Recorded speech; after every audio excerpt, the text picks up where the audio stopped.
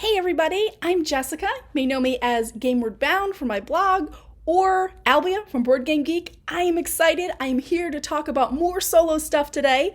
And I was thinking through and trying to figure out what are some of my hobbies and how do those also play into board games. And I am into mysteries. And really corny props. But I love my Murder, She Wrote, my Miss Marple mysteries, and I was looking through my collection and saying, well, I have to have a ton of kind of cozy mystery games, don't I? And I don't, but I feel like solo mystery games are really sort of an interesting topic, so I wanted to go through a couple in my collection, and hopefully this kind of opens up a discussion about other mystery games out there, because I know they're there, and I know they are not on these shelves.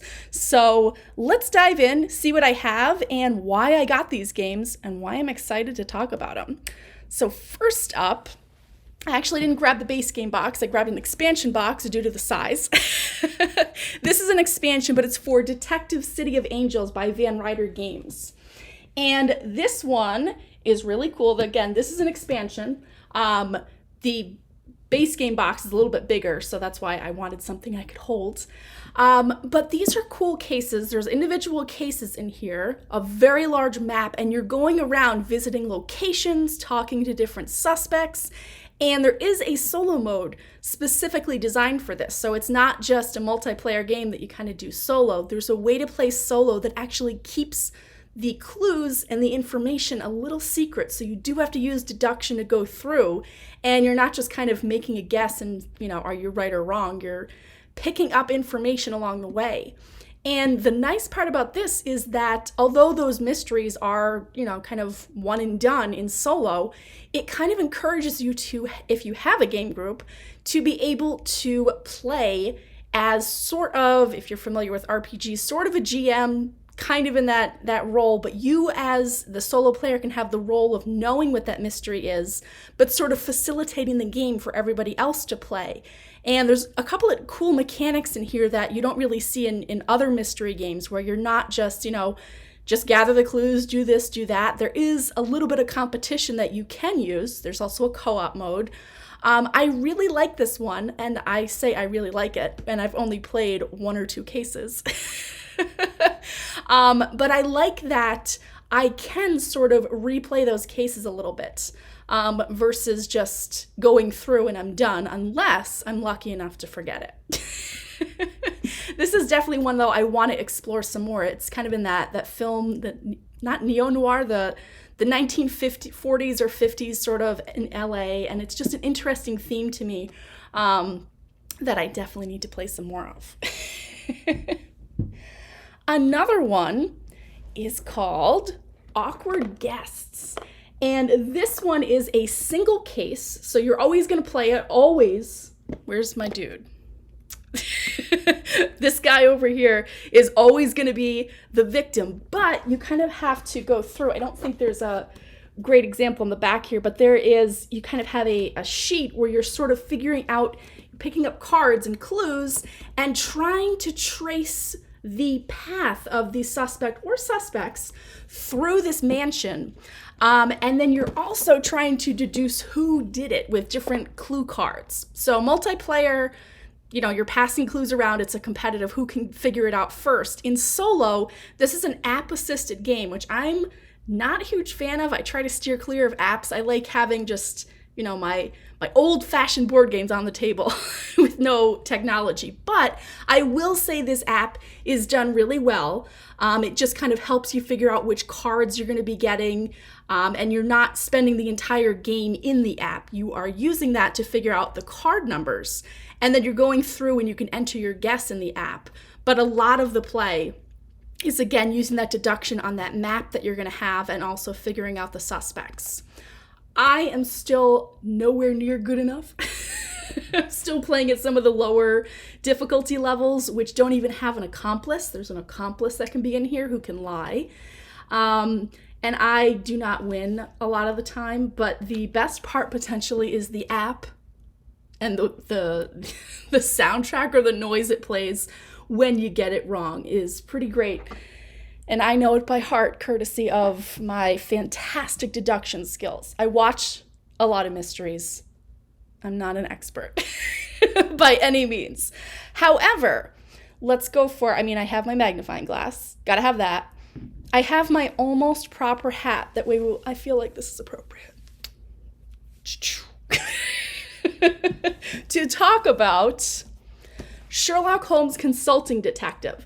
This one has been around for a long time. It's had a lot of different versions and a lot of different kind of other case files, sort of. This is the kind of the starting point, and then there's a lot of other cases that come in there. And you're kind of playing against Sherlock Holmes, so maybe this hat doesn't make sense, but I'm sticking with it. Each case, you actually have this giant newspaper that you can go through, and I love going through that because the newspaper itself, there's some clues that may or may not be hidden in there for the case or for later cases, because some of them kind of track back, so you can actually see like, oh, wait a second, I remember there's sort of this storyline going through that I've been picking up and following in the newspaper, and oh, something happened because of it. Or you might have to go back to a newspaper and say, oh, that happened on this date. And it's just a really, really neat way of piecing together a mystery. This one, it's great in groups. I enjoy playing it solo though, because what I do is rather than playing against Sherlock Holmes and trying to get a high score, I just follow every lead possible. I check everything out, which is worth it for me at least, because there are a lot of dead ends and red herrings, and finding some of those and having some of those fun moments is definitely worth it. Just to be able to experience the full case, because again, that's the other challenge with mystery games. They're kind of, you solve it and you're done. Unless you forget the solution, then it might be worth it to play again at some point. I have not completed all of these yet, and they are great cases. Some of them I have been, master sleuth at, and other ones not even close. Once again, I pretend I know what I'm doing with mysteries. I don't, but I enjoy them. So another one, sort of in that same realm of Sherlock Holmes Consulting Detective, but in a different theme sort of way, is Mythos Tales. And this one, Cthulhu. That's what it is. It's Cthulhu-related mysteries. I am not one who particularly loves the horror genre. I will enjoy certain games that have it. I do like how this plays out with mysteries. It's a little bit more controlled, I would say, than kind of some of the other ones where you do have kind of a timer mechanism and limited areas, or limited time, I should say, to explore before you kind of reach the end and need to piece it together. So in a way, it's almost something that you could play again if you wanted to. And again, I have this, there's a bunch of cases included, and I've probably looked at one so far.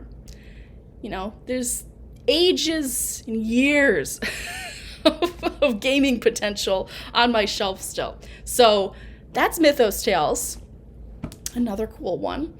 And then, sort of in a realm of getting back to reading mystery novels a little bit for solo, there's a bunch of products, again from Van Ryder Games as graphic novel adventures. There's a lot that have to do with Sherlock Holmes.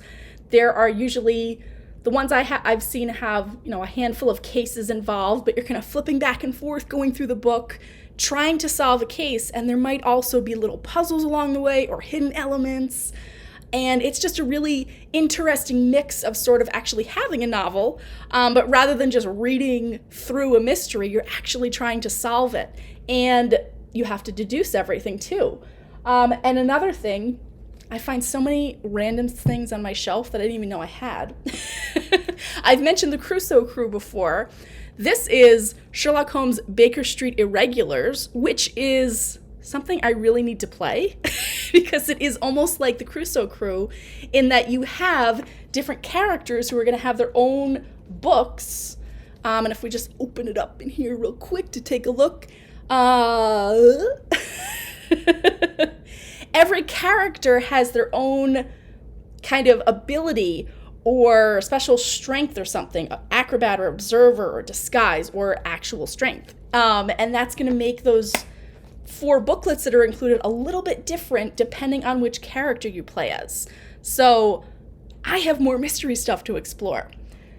There are many other mystery games, though, I know I have not even looked at. So I need to see what else is out there, because I think solo mystery games, it's a very different type of product and a different experience, because again, it's kind of merging just reading a book by yourself, but also if you can get some board game elements in there. I love the ones that include big maps and you have to be like, all right, what street can I go down? Or like, what is nearby, and actually make deductions as you go. So it's sort of an interactive experience. Other ones I haven't even included here are some of like the Unlock series or Exit series, where they're a little bit different. Again, not quite a mystery in the traditional sense, I guess, but there's something there. And this all goes back to, as I was looking at this for a fun piece of nostalgia, I found a Board Game Geek listing for a game that I forgot about for ages, the Babysitter's Club mystery game from the 90s. Perhaps that ages me. I don't know. But I remember playing that, and I really loved the board, which again kind of goes back to probably why I enjoy the maps that are included here. I just liked imagining what's in the area and kind of like traveling down the different streets and seeing what's where.